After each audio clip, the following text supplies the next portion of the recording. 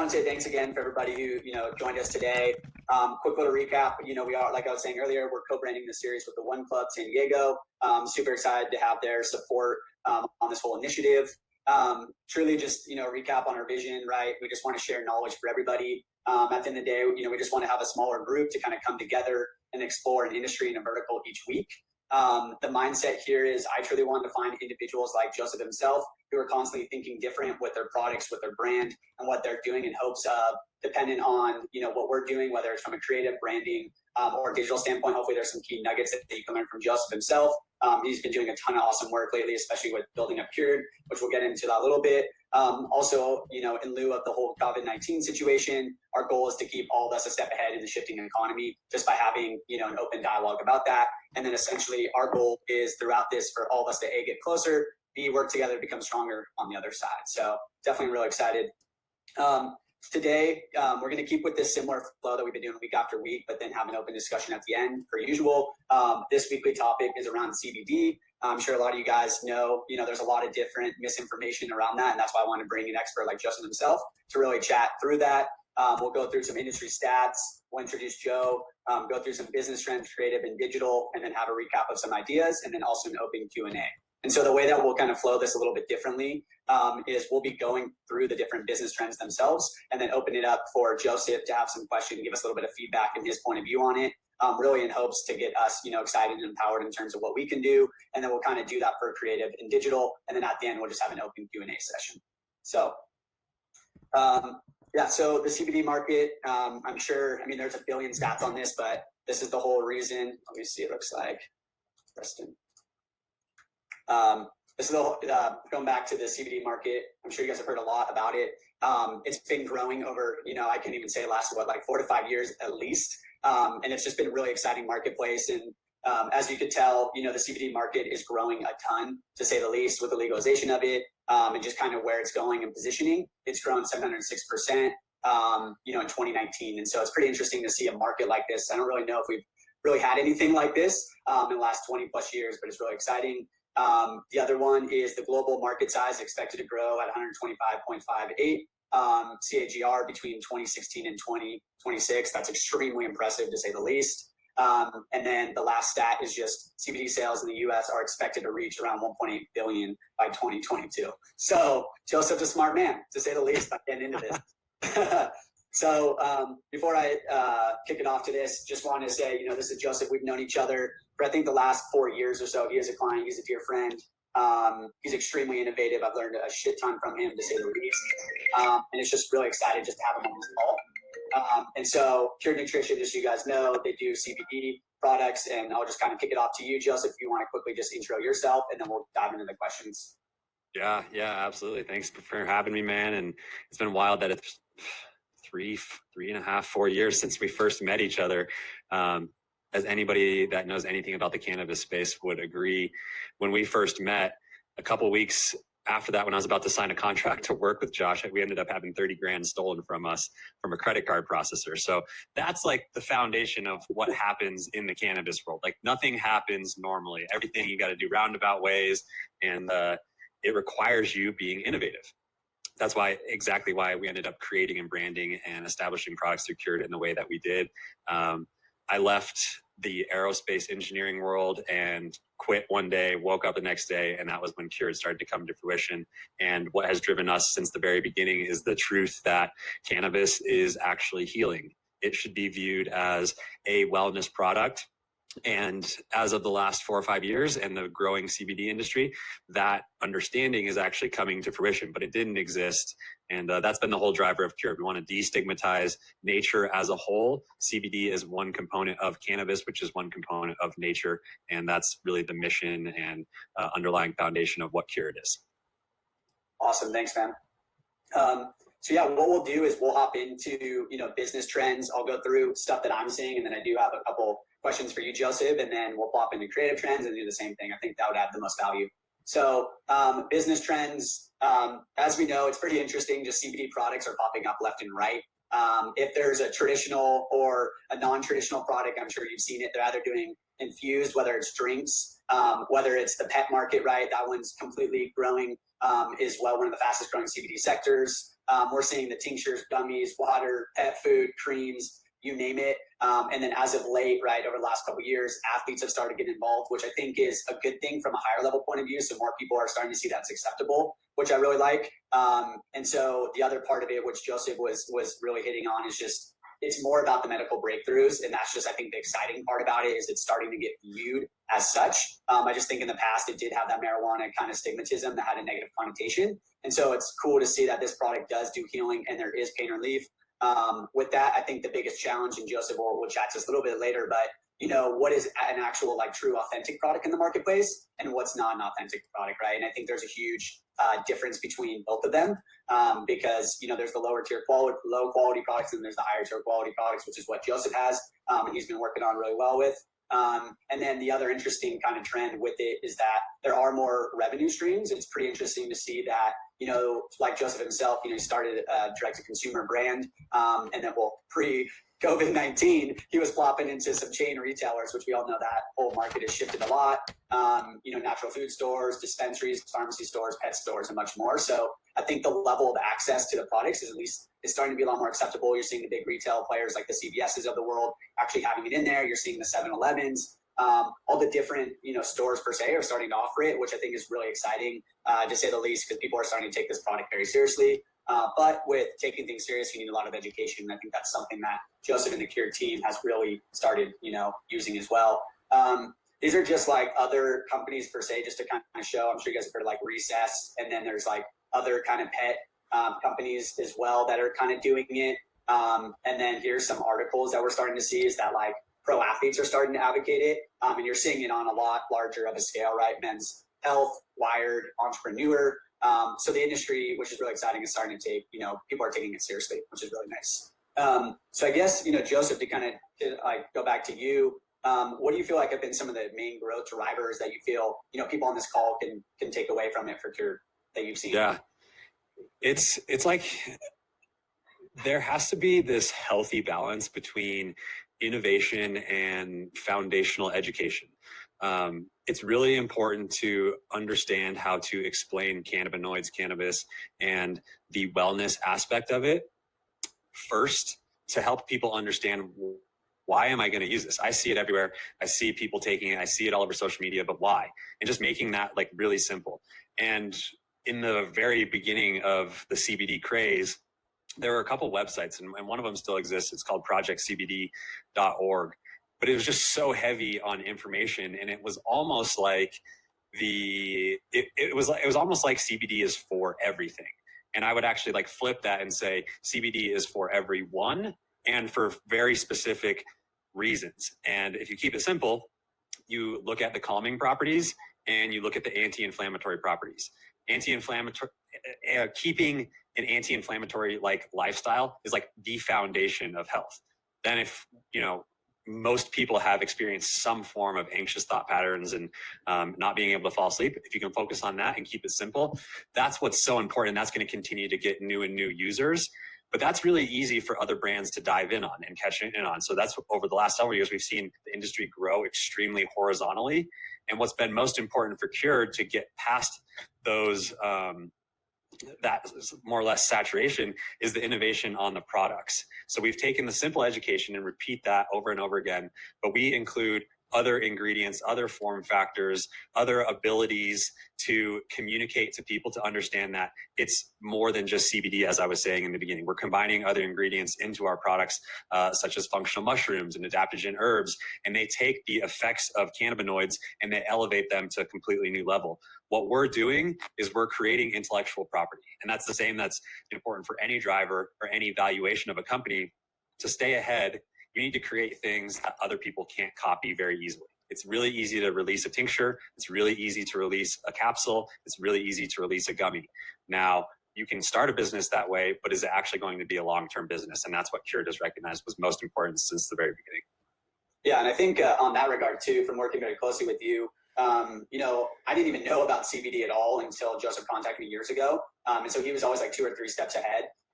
Can you talk a little bit about, you're hinting on a little bit like the level of innovation and the creative thinking with your new product lines and kind of where your thought process went from that from like a creative standpoint? Yeah. I've spent a lot of time trying to meditate on this over the years. And when it comes down to it, it's like the simplicity aspect of being a human being and understanding what human needs is what drives our innovation, really. But to get people to understand that, hey, as a human, you need to be able to focus. You need to be able to implement things that are going to help your day-to-day routines and really get done what we need to get done as human beings. We also understand that we have to be able to calm ourselves down every once in a while. We understand that like we have these very basic human needs.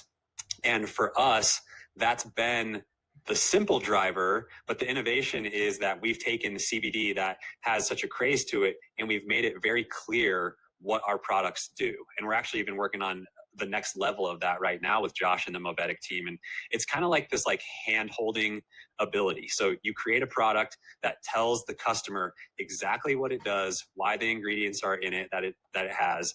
And that just answers questions that would most likely deter somebody from potentially buying. If you look at our conversion rates on our website for e-commerce, we're between 6% and 7% most of the time, which is really high.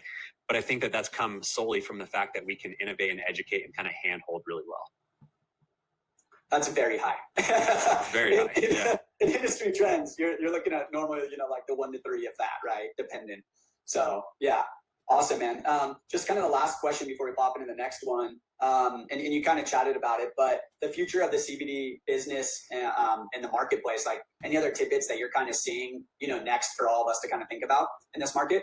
Yeah. So outside of including other ingredients that are going to help take a product to the next level, I think form factor and delivery method are really important. There needs to be a lot of innovation there, and there's still a lot of room, specifically in the water soluble market. You see those drinks that you put earlier in the slideshow. And I actually have several people here in Colorado that have taken some of those waters and drinks and tested them and seen that there's actually no CBD in some of them. And what has actually happened is the CBD, the technology isn't actually to the level that it needs to be for it to become completely soluble or go into solution. So it's like adhering to the plastics in the jars. Lots of innovation to come with the delivery system and like nano encapsulation and all that type of stuff.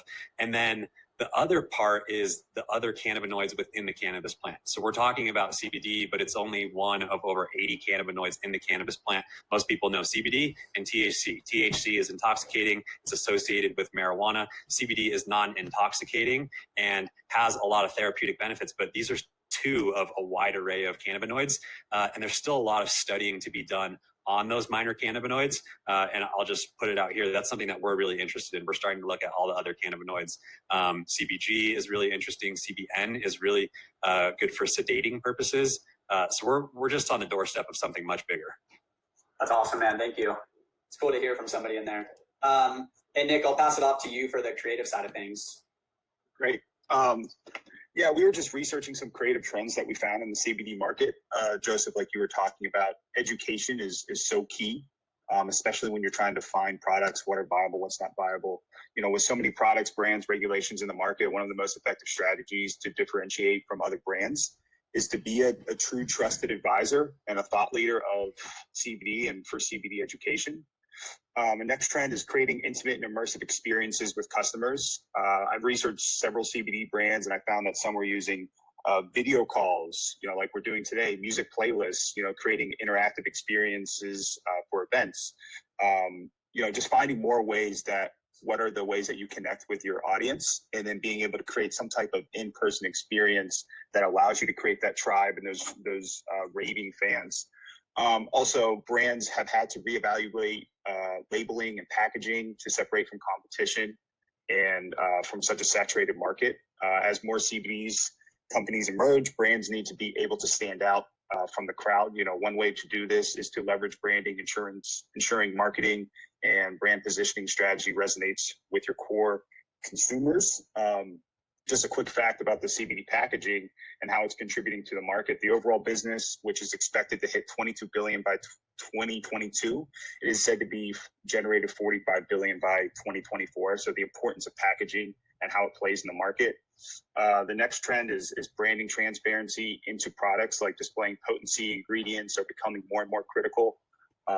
Joseph, you talked about this. It's just, the importance of branding when you're talking about how many milligrams are in a product. What are the things that, allergies, things that you would look at for any other brand or product that you're taking in trying to align with consumers and the quality of the product. And then lifestyle media is also a huge play as brands start finding their niche and better aligning with content and their target audience.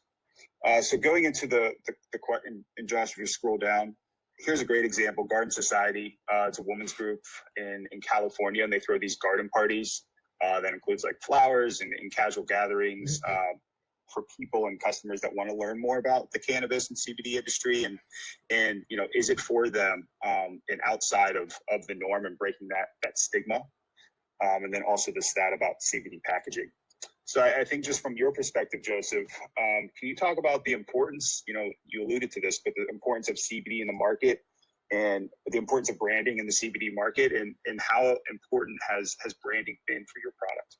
Yeah, it's been the most important factor in our business. That you have on this slide on the right-hand side, some pictures of our packaging. And I know I've told you this several times, Josh, but 100% of people that come up to a booth that we're at or see us for the first time in person say, I love your branding. It's drawing my eyes to it. I don't care what you're selling. I love what I'm seeing. And that it's like the lead generator, really. It's like, okay, we can start conversation. We've captured their eyes. And now where do we transition their eyes and their brain to? It's like, we're in a world that stuff's popping up all the time on Instagram where there's ads everywhere, whether we know it or we don't know it. And you just have to catch somebody's eye. And that's been something that we've been able to do really, really well with our branding. And another piece of that is continuing to evolve it. Like you guys, Movetic won a bunch of awards for this branding. And then we've had some comments from big box retailers and other retailers were like, love it, amazing, like 100%, like this is the most beautiful packaging I've ever seen. And I need to tell a little bit more of a story with it. So we like understand that, okay, there's a beauty to this, but we need to continue to innovate. We need to continue to make it clear what this is. And that's all through branding. That's 100% through branding. Like we've spent, I don't know how many hours the last couple of months designing scenes that tell somebody what the product does, just really simplifying it again. And that's 100% through branding.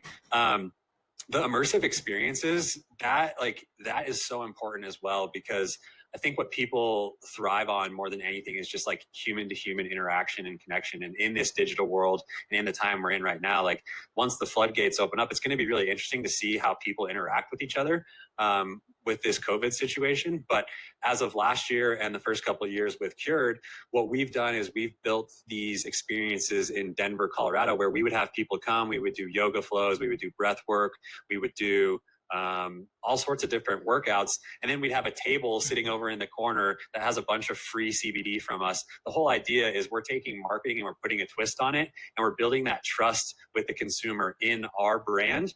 And then they really don't care what you're selling. They'll buy it because they trust you, they trust the brand, and they love what it looks like. It's like branding is number one. And who are the people behind the brand? Why are they doing what they're doing? And how are they putting that message out into the world? And we do that also through our podcast. And a lot of our content is like, we're heavy on social. We have, we've been losing a lot of followers lately. I think Facebook and Instagram are doing some cleanups of bots, but we have around like 60,000 followers on Instagram. That's how we built our business. And it's founded on content branding, telling a story through visuals. So yeah, Nick, I mean, it's everything, man. And like our community, the people that come to these events and the people that represent us via social media and love the content that we put out there, they're the heartbeat of the brand. They really are. Well, it looks like you already answered my next two questions. But I guess just looking towards. I'll add more. Sorry, I got excited. No. Hey, we're here for this. I guess what are some of the creative strategies looking forward that like you're looking to find more ways to build that? You know, you talk about the community and you're having yoga classes and the importance of Instagram and using social. Is there a strategy that you haven't tried out yet that you want to step into as you're finding new growth and new innovation? Sure. I would say there's ones that we are implementing like right now, and I can't say what the actual outcome of them will be. So I'll kind of dive into those. one of the things that we're doing is just like really special initiatives and saying, hey, like Cure believes in mental health and we're going to support people in the mental health world. And how do we do that? Well, one, we create awareness, and then we allow people to have the resources that they need. So over the last week, we've been doing a campaign with a company called Cbd Wellness. It's a nonprofit in Colorado that's making mental health care more accessible. And for us, it's like, okay, is that going to drive dollars like right off the bat? Like, no, not at all. It's not going to drive cash flow for us, but it's going to drive the brand value, because what you do is you really just build that trust. Trust is so important. We have so much to absorb, so much content, and even the education. Like if the education gets too heavy, like how do you know what to trust and what not to trust, because you're trying to absorb so many things. To build trust, this is something that we did in the very beginning of our company and now we're implementing again. But we have a lot of times where, you know, we see somebody interacting with us a lot on social, or they're a new follower or whatever it may be. Like this person might be interested. Sometimes we'll hit them up and we'll just say, hey, we're going to send you a free package. Like, don't need, like, welcome to Cure. Like here's a package that costs us $10 to $15. But I know really well, like what my CPA is. And if I know that CPA through avenues that I'm sure we'll talk about here in the next session, I can go in and say, I don't care if I spend $15 to send a package to get a customer. One, I build that trust. I give them a little taste of something. And we've designed the products to make sure that they really work because they're built on that integrity that you've discussed. And then they're going to want more. It goes a really long way. And I remember in the very beginning, my mom was helping me a lot with the business. She was shipping out packages, and she's like, Joseph, like you're sending out a lot of free products. And I'm like I know, but it's working. It's working really well.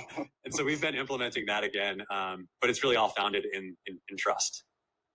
That's great. I'll pass it off to Ben here if you want to dive into the digital trends and follow it up with some questions.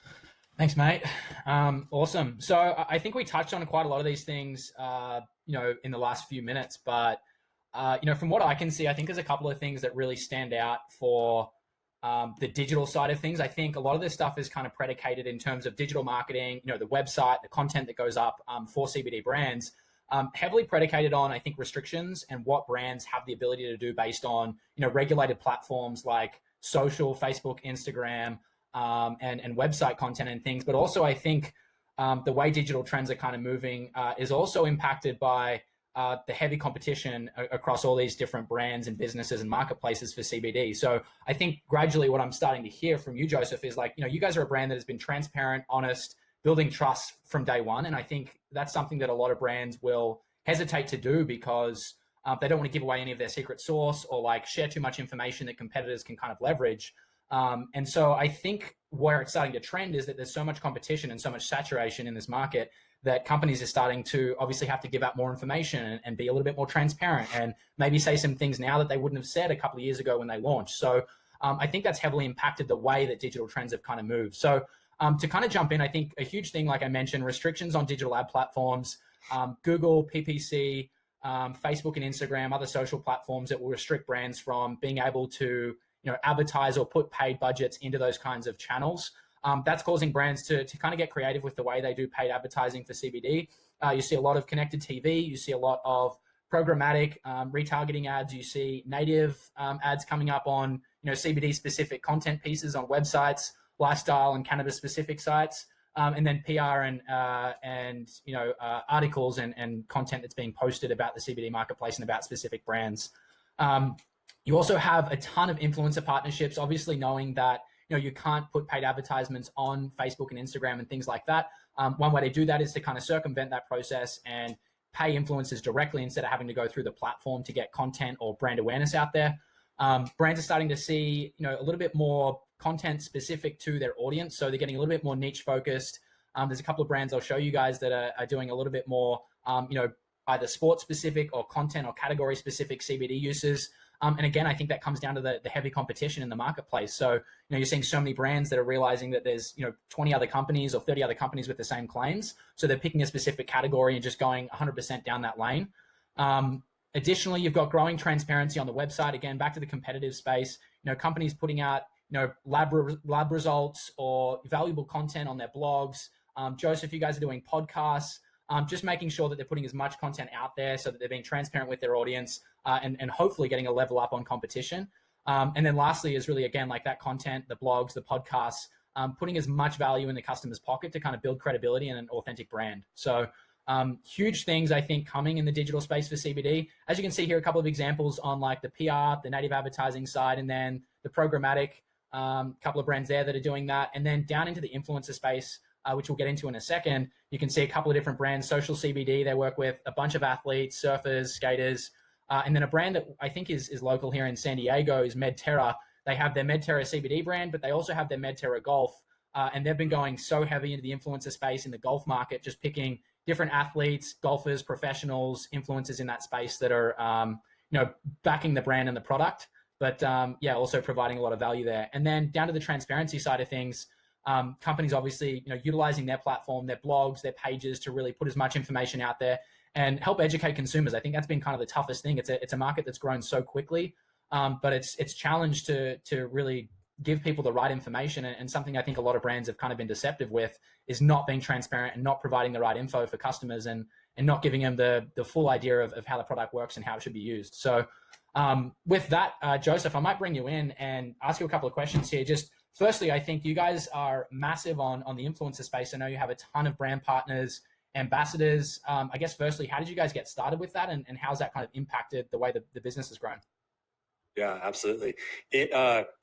It started the business. It's how we exist. About 3 years ago, in the very beginning, I had been spending a little bit of time in the competitive fitness world. And that's when, like 6-7 years ago was when I first got into that, and then spent 3 or 4 years in it.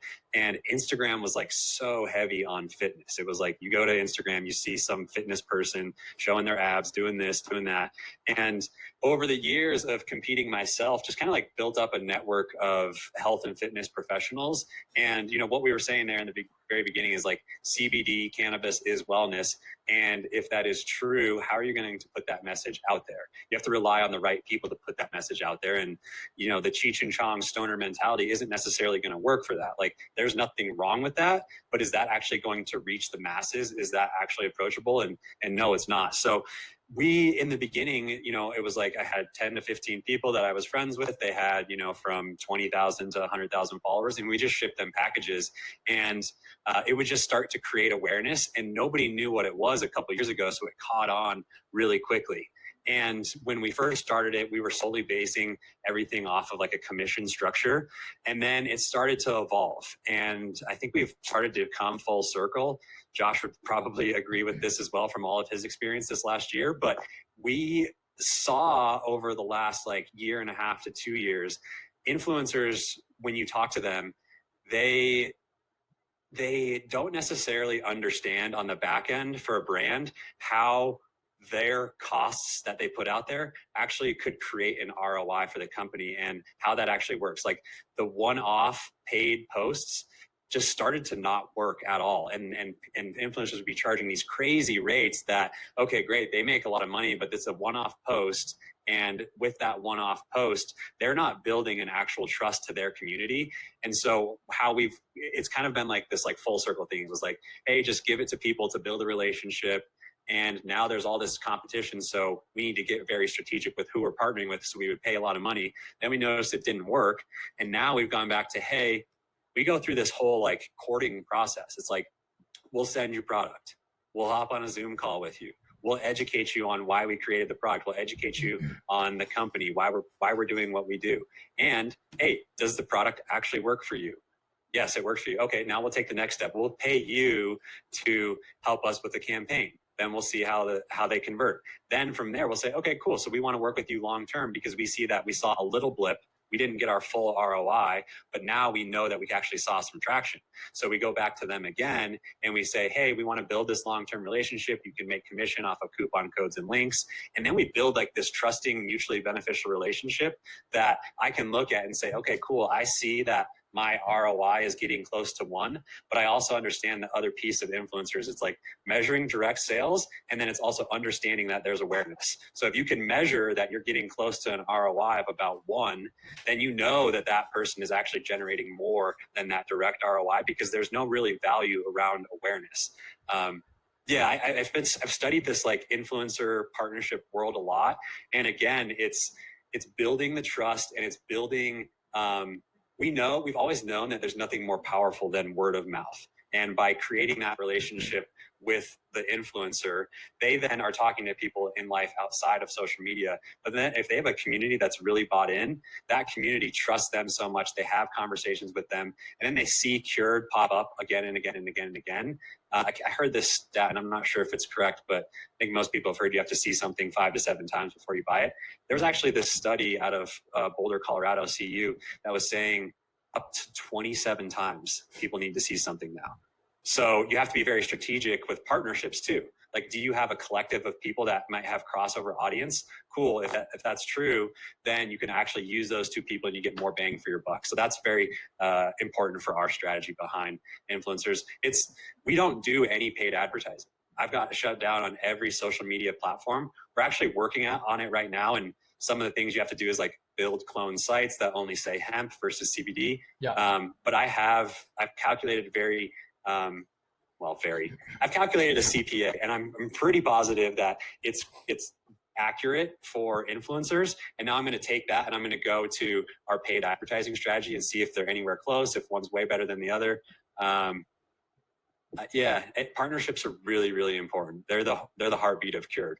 Yeah, I think it speaks a lot to, and I think it's really been magnified in the CBD space because it's really a category that's limited to what platforms they can utilize to really push product and brands out.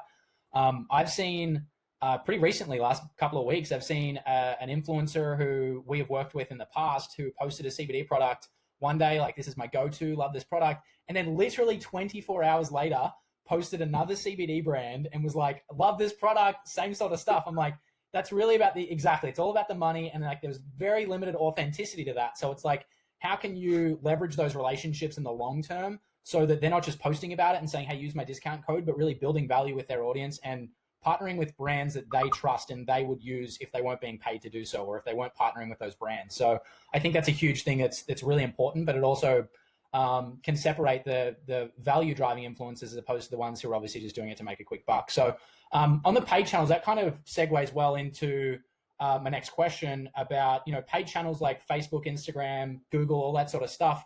I'm curious, a little bit more about what's your experience been with those platforms, getting campaigns up. Has it been, short term? I've heard about brands that have posted ads and had them taken down the same day. And then others that have success, whether it's with the wording or the creative, to run campaigns for weeks at a time. Yeah, we've had zero success in the paid advertising world. And I'm not positive, but I think it's because we got flagged really early on. So about probably 6-7 months into the business, our Instagram account got shadow banned. So we went from getting I don't remember what the discovery was, but it was huge, down to about 50% of it. And I think as soon as that happened, it was either our Facebook ad manager or the actual Instagram page that got flagged.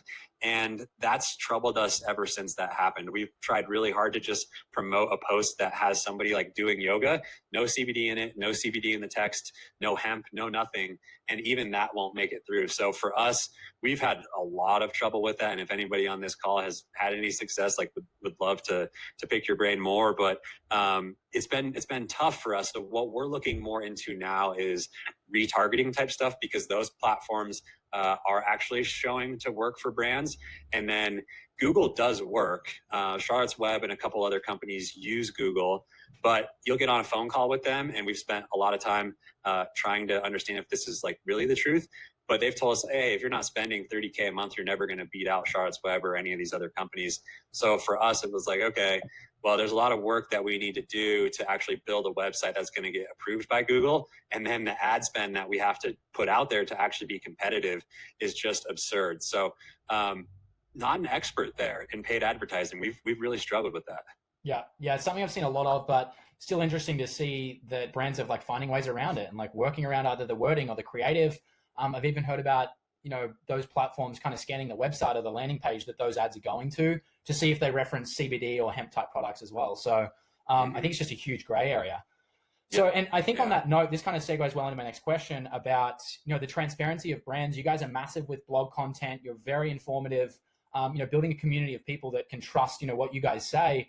With all these brands that are advertising and, using false claims and not checking labels or lab tests and not providing that information, how, obviously negatively, but how do you think that's affecting, the CBD industry and the growth of the industry in general? It's a massive disservice to the people that could actually benefit from this product, because what's going on is there are companies that are getting away with slapping a 3-letter acronym on anything, and it's selling because people have heard, oh, CBD is for this, but without having the test results and the transparency to actually show to the consumer that, hey, there's actually 1,000 milligrams of CBD in here, and hey, it actually came from this farm, and there's no residual solvents or pesticides or heavy metals. Without having that, it's doing a massive disservice to the consumer. And the worst thing that can happen is somebody takes it and there's not as much CBD as it says there is in it, and then it doesn't work. And then the person says, okay, well, I don't believe in CBD. But the truth is they just got a really poor quality product. And when it comes down to it, like what I think that the marijuana and cannabis industry as a whole is actually doing is raising consciousness to consumers for their everyday life, for everything that you put into your system, for all supplements, for all food. Like we need to understand supply chain, and there's always going to be issues with it, but there just needs to be a higher consciousness from the consumers as a whole to understand like why this brand is actually what it says it is and how I can actually trust them. Like truth is CBD works. There's massive amounts of anecdotal evidence, and that cannot all be discredited. There's no way that 100% of or however many people are having the placebo effect. Is it real? Yes. Does CBD work? Also, yes. Does poor quality or shitty CBD or like non-transparent or tested products, do they work? They might not. And then that's a disservice to the consumer. So I think that it's a really big conversation around supply chain and quality and traceability. And I think that the hemp and marijuana industry is actually doing a really good job at raising those questions. And then there's the people that are in it for a quick buck that are going to be able to make money quite quickly. But is that consumer going to come back? Is their lifetime value going to be what it could actually be if you had a high quality product? I think that that's the big issue that arises with that. Yeah. And I think on that note, how strictly are these kinds of like that information that brands are expected or have to put out in, whether it's lab testing or product labeling and things like that? How strictly are they enforced? Are they pretty loose? And also like, what are the punishments, repercussions? There's no rules. Unfortunately, there's no rules. And like, I love that that's the truth in our lives. Like the truth is there are no rules for any of us either. But, you know, in the marijuana industry in Colorado, what we did was we followed the marijuana lead. It is required to have residual solvents, pesticides, microbial, homogeneity. It is required to be in a dispensary to have that metric tag that traces it from seed to sale. So we knew that. And we said, well, if that's true for marijuana and there's no rules for hemp / CBD, how about we just like do this because it's going to cover our ass? And my business partner and I are both engineers. We geek out on that type of stuff. So we're like, okay, this is going to be a little extra cost in the upfront, but it's actually going to allow us to be a more sustainable and viable business. But unfortunately, there's just no rules. Like the rule in the CBD industry is it has to have less than 0.3% THC. But how many companies have greater than 0.3% THC? I would say a lot. Like there's been a lot of people that have actually taken a CBD product and it hasn't worked at all, or they've taken a CBD product and it's actually gotten them high because there's been higher concentrations of THC in it. So it'll be interesting to see what we have in the years to come, but there's no real like enforced rules right now. The big thing is like making a medical claim that's just not true or just not backed up by science. And if CBD and hemp derived products are classified as a supplement, you follow the DSHEA guidelines of having structure and function claims. Like this can actually be calming, so this can help with this, but you can't talk about diseases. You can't talk about anything. Any other medical claims, although like these can be very beneficial for so many of those things. If the hard facts and the studies aren't there, you can't talk about it. And it also would then be classified as a drug. So there's a lot of things to get around there, but massive the rule is like, be smart. Yeah. You guys are obviously taking the right precautions. So it'll be interesting to see how long it takes or what that process is like for, you know, PPC, Facebook, Instagram to start taking off some of those restrictions. I think a ton's got to happen on the regulation side to make sure that it's safe enough for brands to be able to advertise. But I think that's kind of the next step. So Joshy, that's what it is, man. Yeah, it's safety. That's it. Joshy, I'll hand it off to you if you want, mate. Yeah. So I think, you know, just knowing there's a lot of creatives on here and just trying to find ways to add value that essentially, I think right now, just going back to the times that we're in, just trying to find creative and innovative ways for us all to create more work, which then ties back to revenue for all of us. And so that's what I wanted to kind of bring us together was like, it's awesome that we learned about the CBD marketplace. We learned, got a lot of good information from Joseph, but just kind of going into like, what are some tactics, right? Like, and I think the biggest thing, right, is just like product photography has been huge, right, from more of a conversion standpoint. So, we're seeing a lot of brands, not just saying in CBD, but a lot of them, are kind of shipping the product to somebody's house, and then people are building out product studios in their house themselves and doing a lot of product photography. Back to kind of Joseph's thing was saying like, it's all about the ingredients. So how do you creatively, create a scene, whether it's a video, whether it's a GIF, you name it, that kind of emulate it. Because at the end of the day, it's more about how can we make CBD that kind of main thing where we're putting a positive perception on it versus the latter where it's, where it's not from. So by showcasing different ingredients and setting up scenes, that's a creative way for all of us to create content and get work for, right? Lifestyle photography, we know that's taken a massive hit on all of our businesses, ourselves included. Nobody wants to go take photos with you. So that's obviously been huge. But I think the bigger thing is that the lifestyle photography is a lot more from a community standpoint. It's more of the top of funnel. So like the brand awareness side of things. So if you start working out product photography and kind of getting that squared away, that's a different animal. That's something for us to look at. Back to what Joseph was saying, infographics and rich content. So how can we take, a lot of our assets that we have per se from photo, video, paired in with the branding, the design to kind of create stories and more long form content, as we call it, doing short or long form video content. We know I talked about last week that we're not necessarily able to go capture new content. So how can we be creative with whether it's an interview over a Zoom call, you name it, just really diving in a little bit deeper into the founders themselves. Because I think right now there's gonna be a lot of key leaders, CEOs, kind of stepping up to kind of say, hey, this is where we're at right now and how can we better, X, Y, and Z industry. And then also behind the scenes. So what are creative ways that we can really focus and give a little bit more of that backstory on what that brand is from. Again, there are heavy regulations on the Facebook side of things. So looking at programmatic ads, online ads, native ads, creating content in that regard. And then when the time is right, really having the conversations with the brands right now saying, hey, what are some, retail focused initiatives we can do now? We all know that industry has been heavily impacted, but a lot of these initiatives do take a month to 2 months to create. So I do invite you guys to start having these conversations with any brands, let them know, hey, we're going to get through this right now, but let's focus on some more of those foundational elements. And then the last part is just relooking at label designs, POP, and a lot of this stuff from an event standpoint. So my goal is just to kind of hopefully get your guys' brain like thinking of like tactics that you can utilize right now. And it doesn't necessarily need to be in the CBD industry. It could be in all different industries, but these are kind of the key things that are working today. So yeah, I think just just kind of open it up to everybody. Again, Joseph, thank you so much. What's up, Preston? You're on mute right now. Yeah, so I guess just the biggest thing, right, just opening it up and kind of hearing this. I know we're at 10:30, so we very much appreciate your time. But I just want to see if anybody had any creative ideas or any other thoughts for us all to kind of help other brands stay moving throughout this time and kind of chat through any, ideas, maybe other challenges they're seeing or any other products that are kind of being successful in the marketplace. I guess kind of the question I had on top of in relation to everything that's kind of going on, I know that as we talked earlier about mental health, is this something, maybe Joe, this is a question for you, that you've kind of addressed more in this area of as people are starting to lose their fucking minds at home and everyone, it's like there's anxiety and, people are living in close quarters. Have you guys seen that as an opportunity to kind of say, hey, this might be an option for you? I mean, I love CBD. It's something that I was doing before, and to have it now is great. Yeah, that's kind of my question is how's it working out now?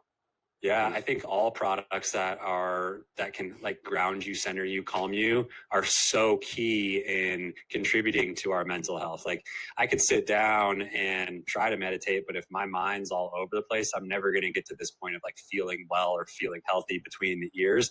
And so that's why we start that conversation. And, it isn't just CBD. There are many things like the functional mushrooms like reishi or ashwagandha and other things like that that are so important. And it's all about like trying to become like more mindful and aware of what those thought patterns are, because you're right, man, like people are going crazy right now. And the only way to actually like combat that is to like go inward and understand like why we're thinking the way we are. And CBD it's wild. It's wild that it works so well for the calming purposes, and to get into a state where you can actually like think about your thought patterns and create mental health and wellness is so important right now. And I just like, we've been trying to say that like that's always been the case for Cured. That's why we always have sold the products that we do. And so kind of just trying to keep it business as usual for us, given like that message. But yeah, you're right, man.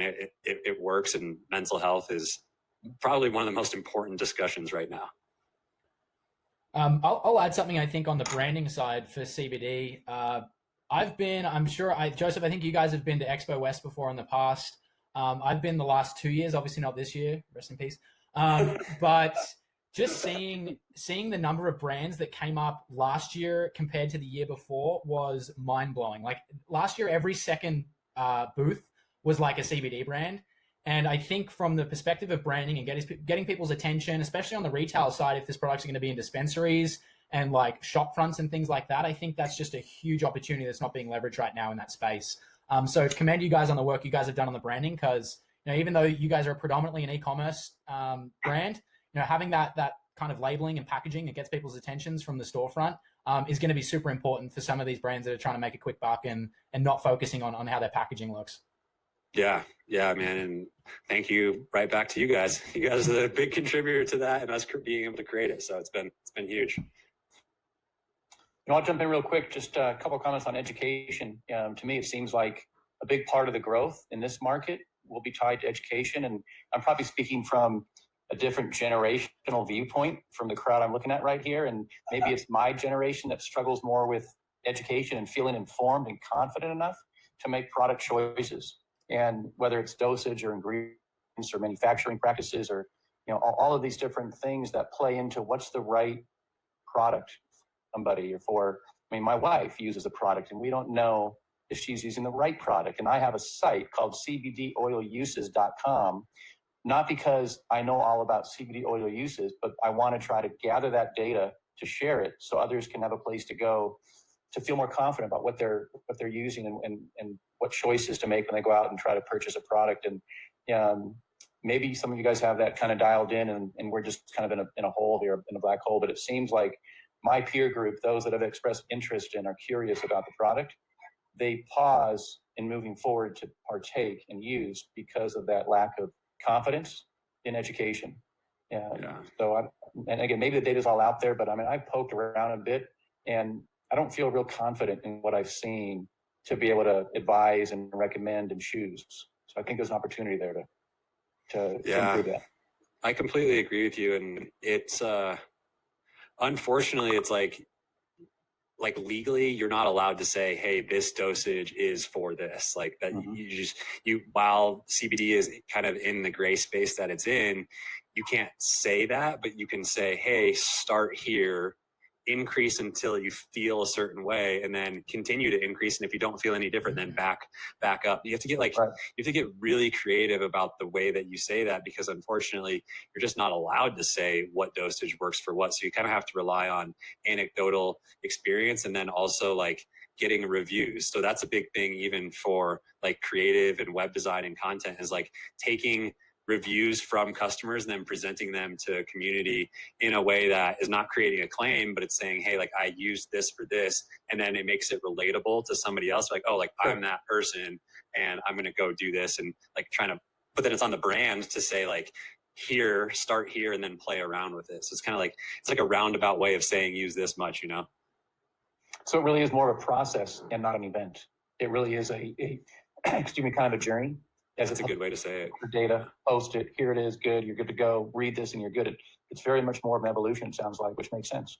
Yeah. And Curtis, I'm not sure if your wife has experienced like taking CBD and then like stopping. A lot of times somebody will take CBD for multiple weeks and they won't feel anything. Then they'll come off and then they'll notice that pain and inflammation actually come back. Like, oh, so it actually was working, but I didn't notice it because it was so gradual over time. I think not to focus just on that, but as an example, so she's taken a THC CBD 1-to-1 mixture, which she likes. It's non-activated THC, I'm told, but yet, there's so many choices. We were recommended that product for what she was looking for, and how do we know that that is the best. I mean, there's an unlimited number of choices. So I guess you just kind of start experimenting.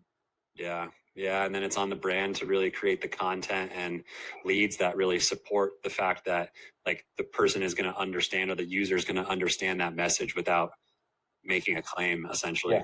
Yeah. I'll say that like if for sleep, there are studies out there that say over 100 milligrams a day are needed. And Wow. I'm happy to connect with you outside of this if you'd like to Cool. see some of that. Awesome. Thank you. Cool. Any other, I know it's 10:38, so I appreciate you guys staying on. Any other last questions or anything for Joseph, or anything in general?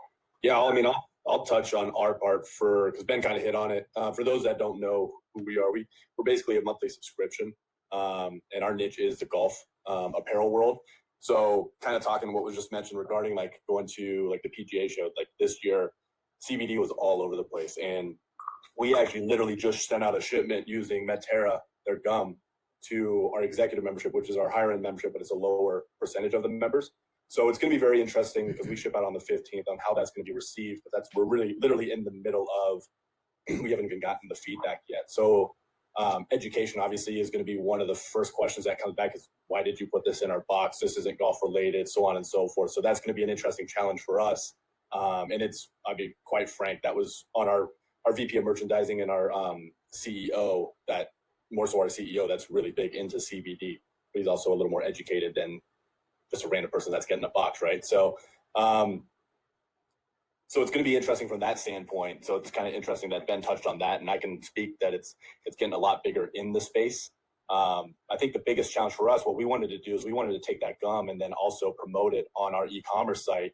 We use Shopify, and with the conversation I had with our rep, he's just like, yeah, so you can do it, but you can't do it. So I don't know how to answer your question properly, which is all the work. And then ultimately, to my understanding, all the work that goes into if we want to add it on to our Shopify site, it's not just as simple of, because it's not a big revenue stream for us. So if it's for 1,500, 2,000 extra bucks in revenue, is it really worth the effort that goes into adding it to our site to try to make a couple of extra bucks? And obviously the answer is no for us, because the individual would have to purchase it by itself and not as an add-on to a subscription or to another e-commerce product. So that's what I'm seeing on our side of things. And Tad, is it? Yeah, I actually saw that with Shopify as well. I think they listed that you can ship to like 42 states or something like that, which like limits where you can ship it. And yeah, we use WooCommerce, but we want to be on Shopify.